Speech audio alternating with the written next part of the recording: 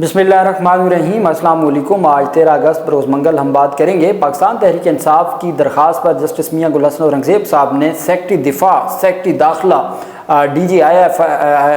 DGFIA और उनके साथ IG इस्लामाबाद के ख़िलाफ़ तौहीन अदालत की बड़ी कार्रवाई शुरू करते हुए ज़ाती हैसियत में बुला लिया। ये बहुत बड़ी पेशरफ्त है और मेरे ख्याल में अब तक की तौहीन अदालत की सबसे बड़ी कार्रवाई है जो डायरेक्ट इस्लामाबाद हाई कोर्ट की जानिब से शुरू की गई है। उसकी तफसील मैं आपके साथ शेयर करूँगा। फैज़ हमीद की गिरफ्तारी से मुतल्लिक इमरान खान ने जो रद्द अमल दिया है, उसने हुकूमती इत्तेहाद और मुस्लिम लीग नून और जो कल से खुशियाँ मना रहे थे उनकी खुशियों पर पानी फेर दिया है और उनकी खुशियाँ मातम में तब्दील कर दी हैं। बड़ी खूबसूरत और अहम तफसीलात हैं जो मैं आपके साथ शेयर करूँगा और साथ में आपको बताऊँगा कि पाकिस्तान तहरीक इंसाफ के सरबराह इमरान खान की मुख्तलिफ मुकदमात में जो उनकी लाहौर के 9 मई के 12 मुकदमात में वो गिरफ़्तार हैं, उससे मुतल्लिक तफ्तीशी अफसरान की एक दरख्वास्त को खारिज कर दिया गया है। उसकी तफसील भी मैं आपके साथ शेयर करूंगा।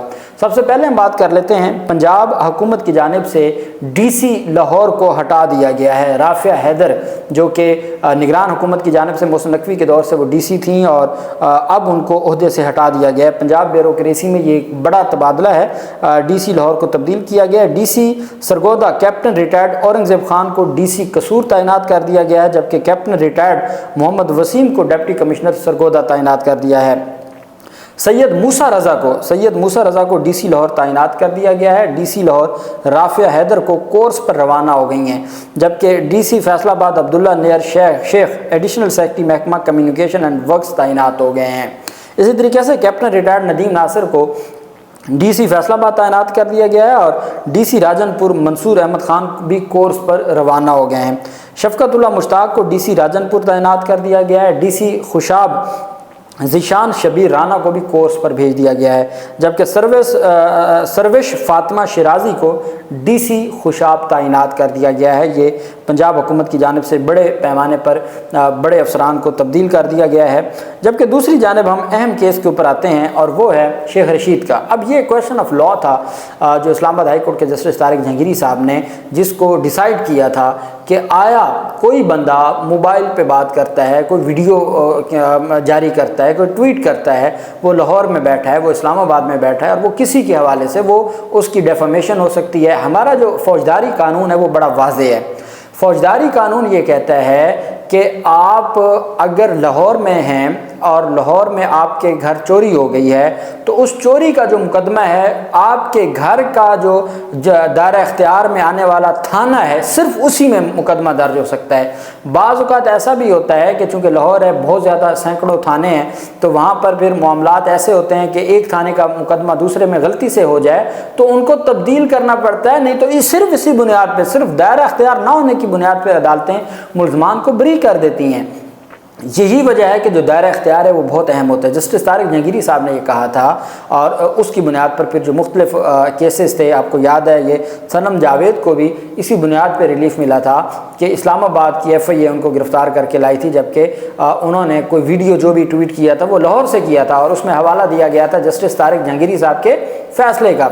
यही वजह है कि जस्टिस तारिक जहांगीरी साहब के फ़ैसले से मुतल्लिक शेख रशीद ने पोली क्लिनिक जो हॉस्पिटल है इस्लामाबाद की, वहाँ खड़े होकर मीडिया से कोई गुफ्तगू की थी और बिलावल जरदारी के हवाले से शायद कुछ कहा था। आपको याद होगा, मुझे याद नहीं है वो क्या अल्फाज थे, और आसिफ जरदारी के हवाले से भी कुछ कहा था। तो उस पर फिर एक बलूचिस्तान में मुकदमा दर्ज हो गया था और एक मुकदमा दर्ज हो गया था सिंध में। वो पुलिस, अब शेख रशीद गिरफ्तार थे, हिरासत में थे, वो पुलिस सिंध की भी और बलूचिस्तान की पुलिस आ गई शेख रशीद को गिरफ्तार करने के लिए। तारिक जहांगीरी साहब ने उस बुनियाद पे स्टे ऑर्डर जारी कर दिया। PTI के परवेज़ इलाही के दौर में एक मुकदमा दर्ज हुआ था लाहौर में। इस्लामाबाद में एक प्रेस कॉन्फ्रेंस होती है इमरान खान पर कोई मजहबी इल्ज़ामात लगाने की, जिसमें जावेद लतीफ़ और मरियम औरंगज़ेब भी मौजूद होती हैं और PTV के भी कुछ लोग मौजूद होते हैं।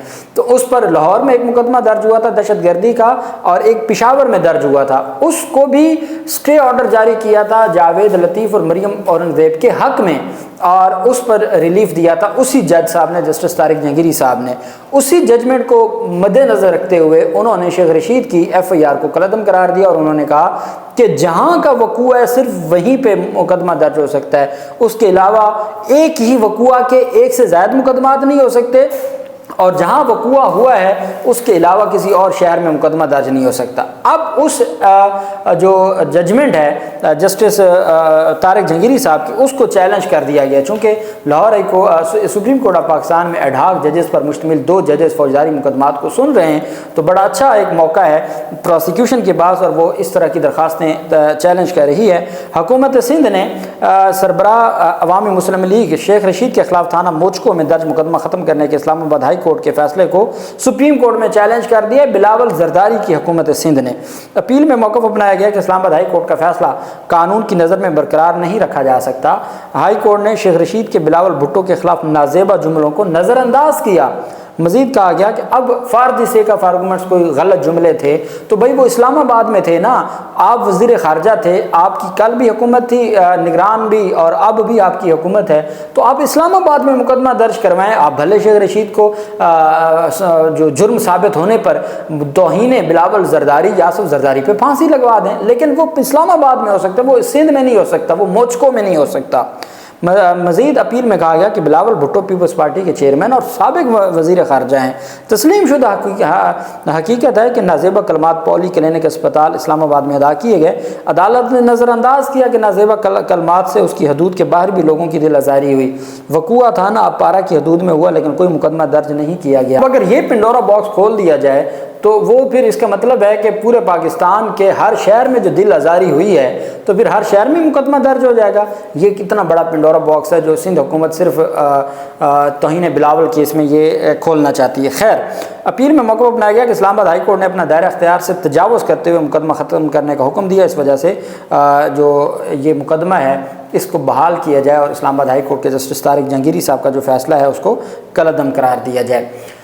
دوسری جانب ایک تو بشرا بیگم کے حوالے سے چونکہ ان کی عبوری ضمانت کی جو استدعا تھی، 12 مقدمات جو راولپنڈی کے دہشت گردی کے عدالت میں تھے، ان 12 مقدمات میں عبوری ضمانت کی درخواست خارج کر دی دہشت گردی عدالت نے۔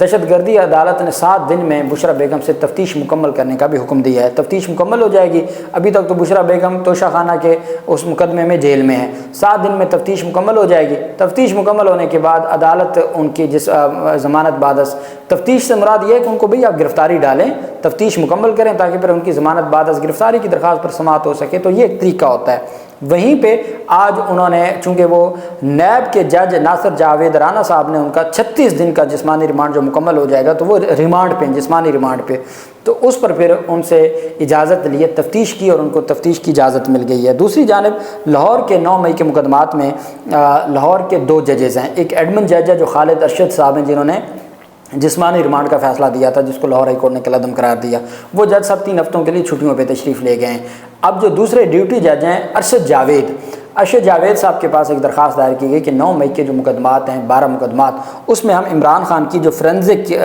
کروانا چاہتے ہیں، ان کے مختلف جو ٹیسٹ ہیں وہ کروانا چاہتے ہیں، فوٹوگرامیٹک ٹیسٹ اور وائس میچ ٹیسٹ کروانا چاہتے ہیں، اس کی اجازت دی جائے ان 12 مقدمات میں۔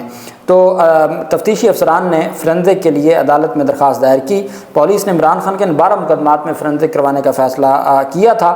لاہور میں درخواست دائر ہوئی جس پر 80 جو دہشت گردی عدالت کے جج ہیں ان کی جانب سے افسران سے مکالمہ کیا گیا کہ ان درخواستوں پر سماعت میں نہیں کر سکتا، جو ایڈمن جج صاحب ہیں وہ ستمبر میں آئیں گے تو وہی ان درخواستوں کو سن سکتے ہیں، میں نہیں سن سکتا۔ ساتھ انہوں نے کہا کہ جو جسمانی ریمانڈ کا فیصلہ آیا ہے لاہور ہائی کورٹ کا، تو آپ کو مشورہ ہے کہ آپ اس division bench Lahore high court کے فیصلے کو سپریم کورٹ میں چیلنج کر لیں۔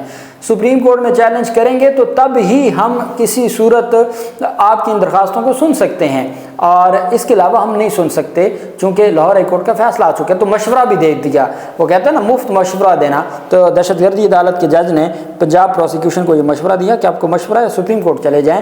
ATC جج نے کہا کہ ایڈمن جج ستمبر میں آئیں گے یا پھر آپ درخواستیں دائر کر لیجئے گا، جس کے بعد تفتیشی افسران عدالت سے ناکام لوٹ گئے اور عدالت نے ان کی درخواستوں کو مسترد کر دیا۔ اب دہشت گردی عدالت کا فیصلہ ڈیفینیٹلی لاہور ہائی کورٹ کے ڈویژن بینچ کا فیصلہ چیلنج ہوگا سپریم کورٹ میں، وہاں پہ بھی 2 ججز جو ایڈ ہاک ججز ہیں، لیکن جو کہ 2 ججز کا فیصلہ سپریم کورٹ کے 2 ججز نہیں سن سکتے، کم از کم 3 ججز ہونے چاہیے، تو اس وجہ سے پھر وہ کسی ریگولر بینچ میں ہی سماعت کے لیے مقرر ہوگا۔ جسٹس میاں گل حسن اورنگزیب صاحب کی عدالت میں اظہر مشوانی جو پی ٹی آئی کے سوشل میڈیا ایکٹیوسٹ ہیں اور ہیڈ ہیں، ان کے 2 بھائی جو 6 جون سے لاپتہ ہیں۔ پہلے لاہور ہائی کورٹ میں معاملہ چلتا رہا، رپورٹ پہ رپورٹ آتی رہی، 3-4 ججز تبدیل ہو گئے، لیکن کوئی اس میں پیش رفت سامنے نہ آئی۔ وہاں سے انہوں نے درخواست واپس لے لی اور اسلام آباد ہائی کورٹ سے رجوع کیا۔ اسلام آباد ہائی کورٹ نے 3 دن پہلے ان کی ہر صورت بازیابی کا حکم دیا تھا جسٹس میاں گل حسن اورنگزیب صاحب نے۔ آج عدالت میں جب سماعت ہوئی تو عدالت نے social media incharge Azhar Mashwani کے 2 لاپتہ بھائیوں کی بازیابی کے لیے دائر درخواست پر سماعت کی۔ وکلا بابر اعوان صاحب پیش ہوئے۔ اسسٹنٹ اٹارنی جنرل عظمت بشیر تارڑ نے اسلام آباد ہائی کورٹ کو بتایا کہ وزارت دفاع اور وزارت داخلہ کی رپورٹ پہلے ہی فائل ہو چکی ہے۔ سیکیورٹی اداروں کی رپورٹ کے مطابق اظہر مشوانی کے بھائی پروفیسر مظہر الحسن اور پروفیسر ظہور الحسن جو 6 جون سے لاپتہ ہیں، ان کے حوالے سے ہمیں کچھ معلوم نہ ہے۔ اس موقع پر جسٹس میاں گل حسن اورنگزیب صاحب نے دونوں بھائیوں کی عدم بازیابی پر برہمی کا اظہار کرتے ہوئے ریمارکس دیے کہ میں نے آپ کو کہا تھا ان کو عدالت میں پیش کریں، اب میں تمام فریقین کے خلاف توہین عدالت کی کارروائی شروع کروں گا۔ جج صاحب نے کلیئر کر دیا تھا کہ میں توہین عدالت کی کارروائی شروع کروں گا۔ جسٹس میاں گل حسن اورنگزیب صاحب نے آج کی سماعت کا 2 صفحات پر مشتمل تحریر حکم نامہ جاری کیا۔ حکم نامے میں کہا گیا کہ فریقین 15 اگست کو کون؟ سیکرٹری دفاع، سیکرٹری وزارت داخلہ، آئی جی اسلام آباد اور ڈی جی ایف آئی اے 12 اگست کو ذاتی حیثیت میں پیش ہوں اور فریقین بتائیں کہ کیوں نہ ان کے خلاف توہین عدالت کی کارروائی شروع کی جائے۔ توہین عدالت کا نوٹس جاری کر دیا۔ اٹارنی جنرل آف پاکستان کو بھی 12 اگست کو طلب کر لیا۔ حکم نامے کے مطابق اسسٹنٹ اٹارنی جنرل، لا آفیسر وزارت دفاع اور لا آفیسر اسلام آباد پولیس عدالت میں پیش ہوئے۔ تینوں فریقین کے یکساں جواب دیا کہ انہیں مغویان کے حوالے سے علم نہ ہے۔ 9 اگست کو عدالت نے مغویان کو بازیاب کرا کے عدالت پیش کرنے کے واضح احکامات دیے تھے۔ عدالتی احکامات پر عمل درآمد تو دور کی بات ہے، عدالتی احکامات پر عمل درآمد کے لیے کوشش ہی نہیں کی گئی، نہ ہی کوئی دستاویز پیش کی گئی۔ اس میں کہا گیا کہ فریقین کی جانب سے ایسا کوئی بھی ثبوت نہیں دیا گیا جس سے ظاہر ہو کہ مغویان کی بازیابی کے لیے کوئی کوشش کی گئی ہے۔ بادی نظر میں یہ عدالتی احکامات کی سرین خلاف ورزی ہے۔ عدالتی احکامات کی خلاف ورزی تقاضا کرتی ہے کہ فریقین کے خلاف توہین عدالت کی کارروائی شروع کی جائے۔ اس وجہ سے عدالت کی جانب سے کہا گیا کہ اس تمام چیزوں کو مد نظر رکھتے ہوئے اور ان تمام معاملات کو مد نظر رکھتے ہوئے عدالت نے جو جملہ آخری warranting proceedings for contempt of court to be initiated against the respondents therefore I deem it appropriate to direct کہ میں بہتر سمجھتا ہوں کہ یہ ضروری ہے کہ ڈائریکٹ کیا جائے، ہدایت کی جائے secretary ministry of interior, secretary ministry of defence, the inspector general of police Islamabad and D G F I A investigation agency, federal investigation agency D G F I A to tender appearance in person before this court on 15/8/2024 ذاتی حیثیت میں پیش ہوں and explain as to why proceedings for contempt of court should not be initiated against them. The learned Attorney General for Pakistan is also requested to attend the court on 15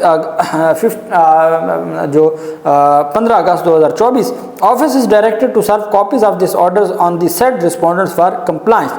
کہ ہر صورت ان کو order کی کاپیاں بھیجیں اور ہر صورت وہ پیش ہوں، اور توہین عدالت کا ان کو نوٹس جاری کر دیا ہے۔ یہ بہت سیکرٹری دفاع، سیکرٹری داخلہ، ڈی جی ایف آئی اے اور آئی جی اسلام آباد، چاروں بڑے عہدیداروں کو، اسلام آباد کے چاروں بڑے عہدیداروں کو جو طاقتور عہدیدار ہیں ان کو توہین عدالت میں طلب کر لیا ہے 15 اگست کو۔ آج 13 اگست تھی، پرسوں کے لیے۔ اللہ پاک پاکستان کامیاب ناصر ہو۔ بہت شکریہ۔ اللہ حافظ۔ پاکستان زندہ باد۔